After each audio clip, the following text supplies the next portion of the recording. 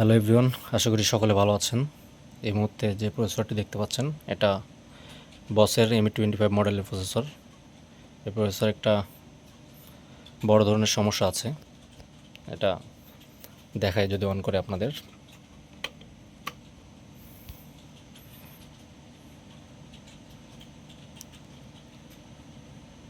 এই প্রসেসরটাতে এই যে ভ্যালু অটোমেটিকলি আপ ডাউন হয়।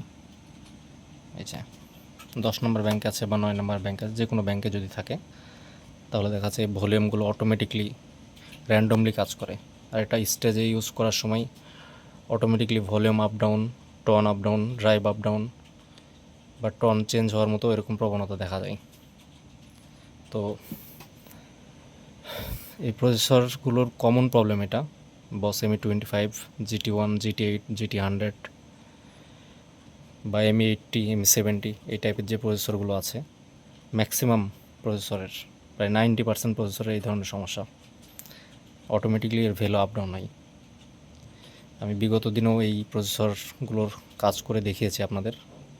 অনেক কাজই করা হয়, বাট সব কাজের ভিডিও দেওয়া সম্ভব হয় না। তো আজকে মনে হলো যে ভিডিও একটু করি, এই জন্য আর কি। তো দেখতে পাচ্ছেন মানে এটা আপ ডাউন করতেছি, হচ্ছে না, আবার অনেক সময় অটোমেটিকলি কাজ করতেছে, এরকম একটা ব্যাপার। তো এটার একটা পারফেক্ট সমাধান করে দেখানো হবে।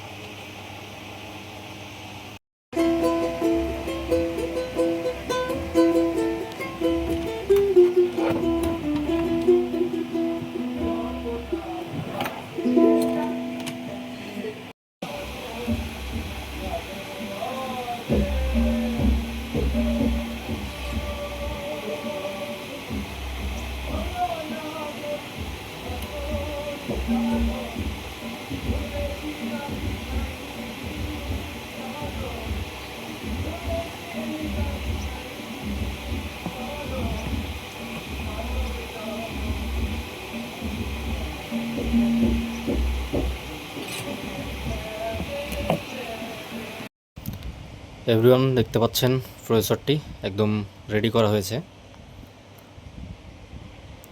এটার প্রথমে দেখিয়েছিলাম ডিসপ্লেতে ভ্যালুটা আপ ডাউন হচ্ছিল, নাম্বারটা আপ ডাউন হচ্ছিল, প্রত্যেকটা ভলিউম অটো কাজ করছিল। এখন সে সমস্যাটা নাই। এগুলোর ভলিউমটা 3টা চেঞ্জ করা হয়েছে এবং ভিতরে কিছু কম্পোনেন্ট পার্টস প্রবলেম ছিল, সেগুলো রিপ্লেসমেন্ট করা হয়েছে এবং সফটওয়্যারও 2-1টা কাজ করা হয়েছে। তো এখন এটা একদম স্থির অবস্থায় আছে। ভলিউমগুলো যদি দেখায় পারফেক্টলি কীভাবে কাজ করছে।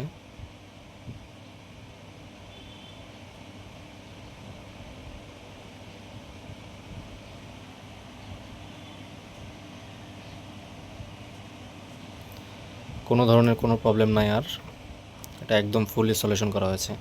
আর এই ধরনের প্রবলেম যাদের আছে তারা যোগাযোগ করতে পারেন, সঠিক সমাধান দেওয়ার চেষ্টা করব আর কি।